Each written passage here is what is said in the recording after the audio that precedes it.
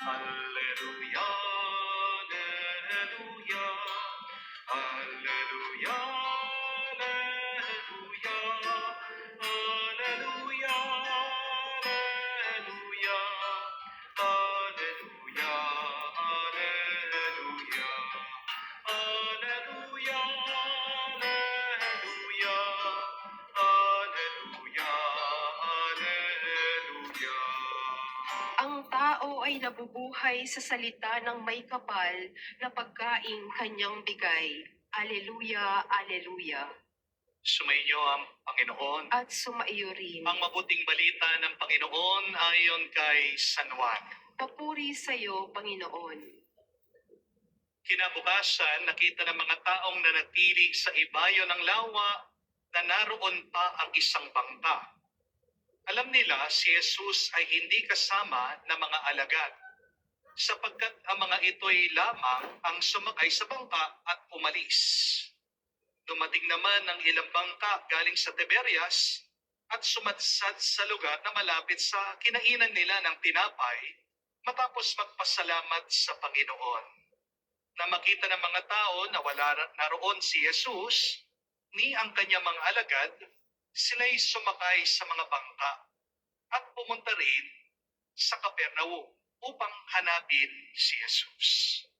Nakita nila si Jesus sa ibayo ng lawa at kanilang tinanong, Rabay, kailan pa kayo rito? Sumagot si Jesus, sinasabi ko sa inyo, hinahanap ninyo ako, hindi dahil sa mga kababalaghang nakita ninyo, o hindi dahil sa nakakain kayo ng tinapay at nabusog. Gumawa kayo, hindi upang magkaroon ng pagkaing nasisira, o hindi upang magkaroon ng pagkaing hindi nasisira, nagbibigay ng buhay na walang hanggan. Ibibigay ito sa inyo ng anak ng tao, sapagkat siya ang nagbibigay ng kapangyarihan ng Diyos Ama. Kaya't siya'y tinanong nila, ano po ang dapat naming gawin upang aming maganap ang kalooban ng Diyos? Itong pinapagawa sa inyo ng Diyos. Manalig kayo sa sinugo niya. Tugon ni Jesus. Mga kapatid, ang mabuting balita ng ating Panginoon. Pinupuri ka namin, Panginoong Heso Kristo. Kayo po ay nakikinig sa Word of God, Daily Gospel, na kung saan ang layunin po ng Facebook Live na ito ay ipalaganap ang mabuting balita through social media, kamukha po ng Facebook Live. At salamat sa Panginoon, ngayon po ay April 20, 2026, Monday Gospel po ang ating pagkaing spiritual na pagninilayan sa araw na ito. Amen. So, ang ating pong pagbasa ay nagmula po kay San Juan. At ito ay tungkol sa binanggit ng Panginoong Jesus na pagkaing nagbibigay buhay. Amen, no?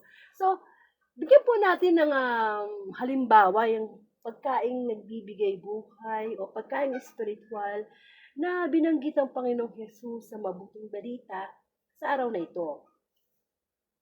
Tayo pong tao, no? Mga tao, nilikha ng Diyos. Tayo po ay nilikha na hindi lamang katawang lupa. Meron po tayong espiritu at meron po tayong kaluluwa. Kapag tayo po ay nagugutom, ano po ang tendency o reaksyon ng ating katawan? Kapag tayo ay nauuhaw, ano yung hinahanap ng ating katawan? Sa araw-araw, ginawa ng Panginoon, tayo ay nagtatrabaho para kumita ng pera, para makabili ng pagkain, sapagkat ang pagkain ay mahalaga sa buhay ng mga tao. Ang pagkain ay nagbibigay ng kalakasan, ang pagkain ay nagbibigay ng ng proteksyon sa ating katawan para makaiwas sa mga iba't ibang klaseng sakit. Ang pagkain ay talaga namang masarap, di po ba? Masarap kumain, no? Lalo na kung paborito mo yung kinakain mo. So, kapag tayo ay nagugutom, whether we like it or not, kakalam yung tiyan natin, tutunog yung tiyan natin, at hahanap tayo ng ipanglalagay sa ating sikmura upang mawala yung ating kagutuman. Ngayon din, pagka tayo nauuhaw, lalo na ngayon tag-init, ang init-init ng panahon. So, madalas tayong mauhaw, matuyuan ng pawis. So, anong tendency natin? Uminom ng tubig. Sarap pa nga pag malamig na tubig yung iniinom eh. So yan po yung mga pagkain na kailangan ng ating pangatawan. Excuse me. Kaya lang, syempre, ang pagkain ngayon, hindi na kamukha ng pagkain ng panahon ng ating mga ninuno. Ang pagkain nun kasi very natural. Hindi kamukha sa panahon natin ngayon, instant food na ang ating kinakain. Lahat halos babad sa mantika, may mga MSG, may mga, di ba, mga pagkain very, hindi siya natural, mga flavorings na lang, na nagiging sanhi din ng mga sakit ng tao na nakukuha na rin sa pagkain. O kaya mga pagkain na sobra-sobra na inaabuso na natin yung ating katawan, nagiging sanhi ng ating karamdaman.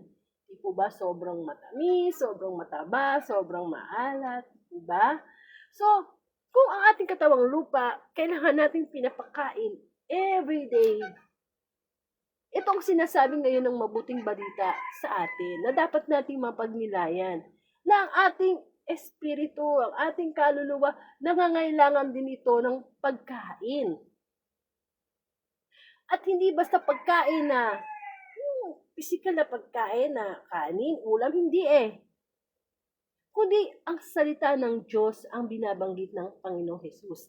Kasi po, di ba, itong mga nakaraang gospel, gumawa po ng himala ang Panginoong Jesus, no, nung pinarami niya yung mga tinapay at isda para mapakain ng libu-libong mga tao.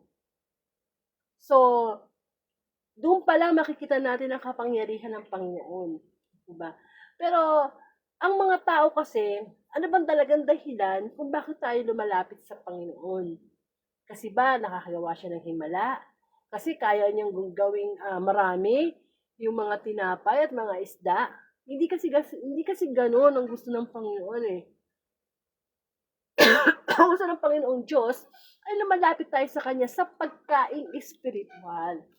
Mismo na ang Panginoon ang nagsabi nung siya'y tinukso sa ilang, talagang gutom na gutom siya, ay tinukso siya ng diablo at hinamon siya na gawing tinapay yung mga bato. Pero ano pong sinagot ng Panginoong Jesus? Hindi lamang sa tinapay nabubuhay ang tao, kundi sa bawat salitang namumutawi mula sa bibig ng Diyos. So anong ibig sabihin ng Panginoon?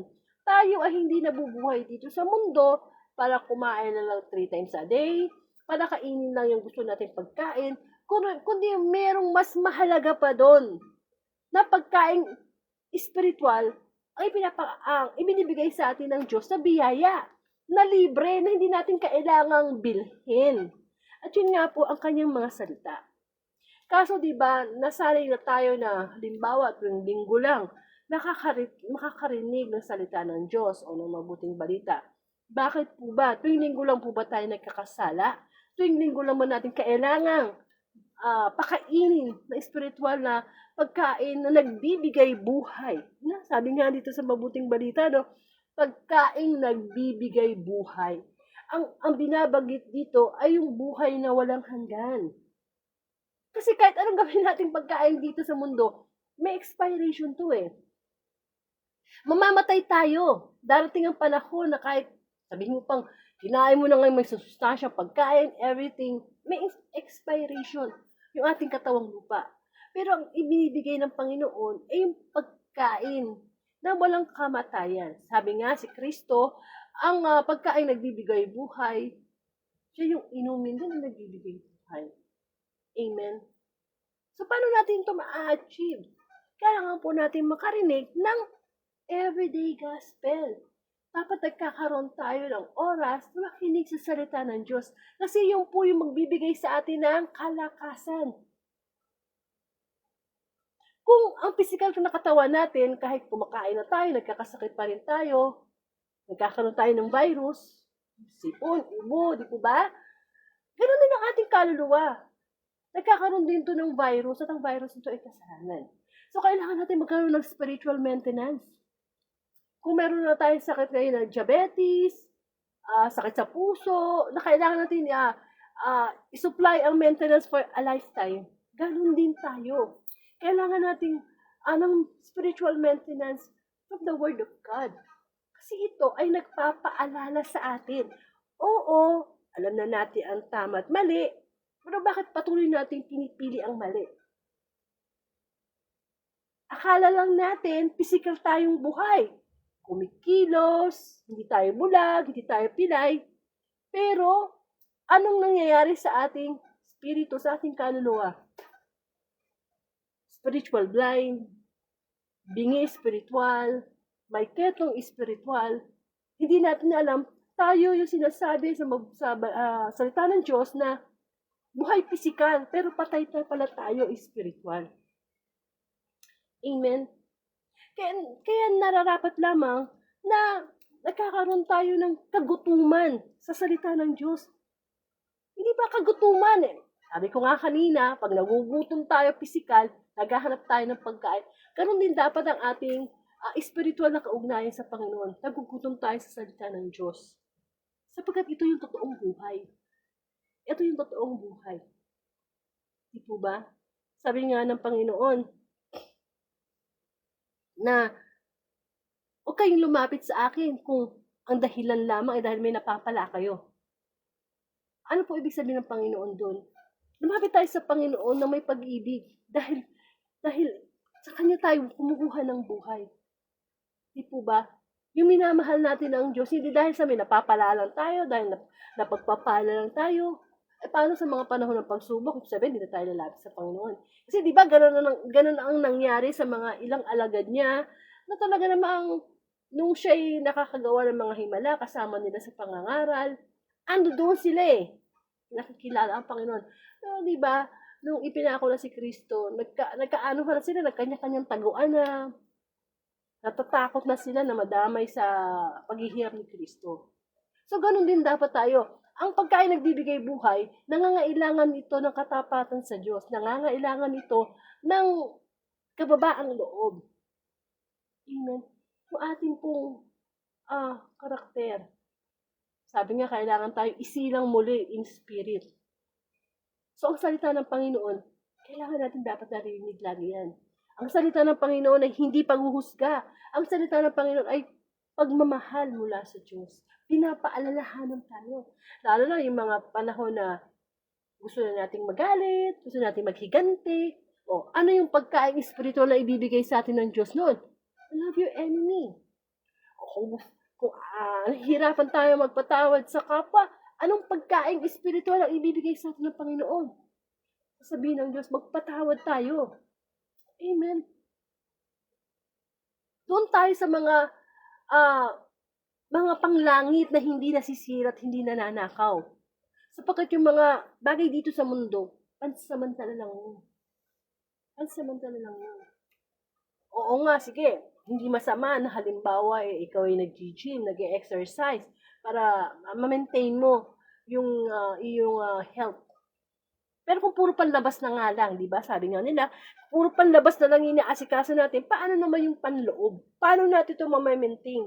Na tayo patuloy na maging may kababaang loob, mabuting tao, nagmamahal sa Diyos, kung hindi tayo susunod sa salita ng Panginoon. Kaya nga di ba dito sa last part ng binasa nating mabuting balita, ay sinabi dito, may nagtanong sa Panginoong Hesus ano po ang dapat namin gawin upang aming maganap ang kalooban ng Diyos? So, anong sabi ng Panginoon? Jesus, ito ay pinapagawa sa inyo ng Diyos. Manalig kayo sa sinugo niya. Tugon ni Jesus. Ang Panginoong Jesus, dapat tayo magbigay ng pananalig natin sa Kanya na siya lang talaga ang magbibigay ng totoong pagkain. Yung pagkain espiritual. Sana mapagnilayan natin yan sa araw-araw na ginawa ng Panginoon.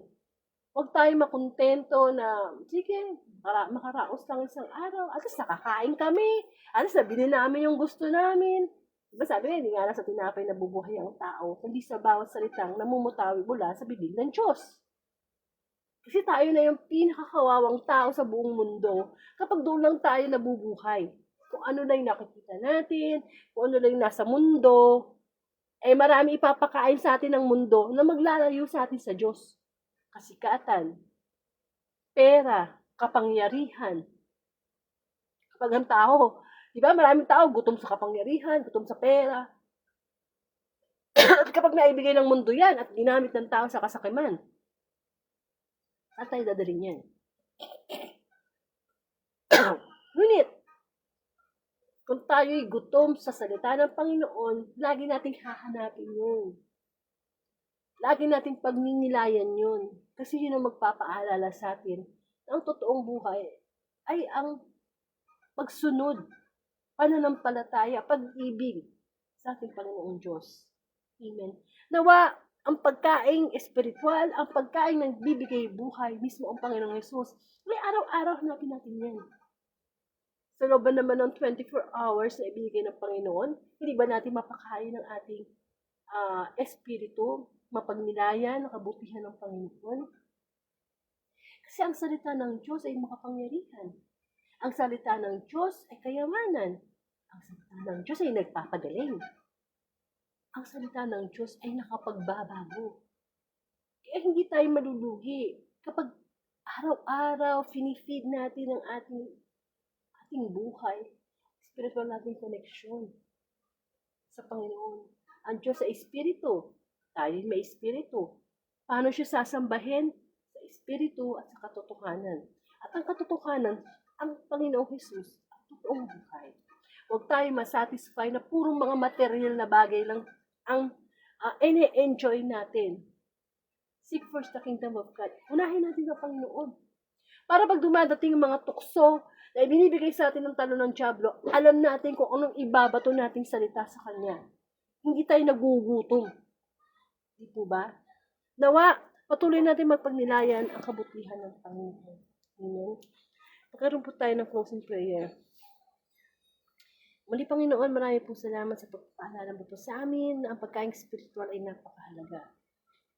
Ibigay mo po sa amin ang kakayanan na ito'y tanggapin sa tulong mo, Panginoon. Upang araw-araw maramdaman namin na kami nabubusog sa iyong salita, na ito'y aming maisabuhay at maibahagi sa iyo. Ama namin, sumasalangit ka, sambahin ang ngalan mo, mapasa amin ang kaharian mo, sundin ang loob mo dito sa lupa para na sa langit. Bigyan mo kami ng aming kakanin sa araw-araw, patawarin mo kami sa aming mga sala. Para ng pagpapatawad namin sa nagkakasala sa amin. Huwag mo po kami pahinto-tukso. Diyan mo po kami sa atang masama. Sa ngalan ng Ama, at Anak, at Espiritu Santo. Amen. Amen. So marami pong salamat muli kung nabibigay po ang April 21, 2026 Tuesday Gospel. Muli tayo magkasama-sama sa pagninilay ng salita ng Diyos. To God be the glory.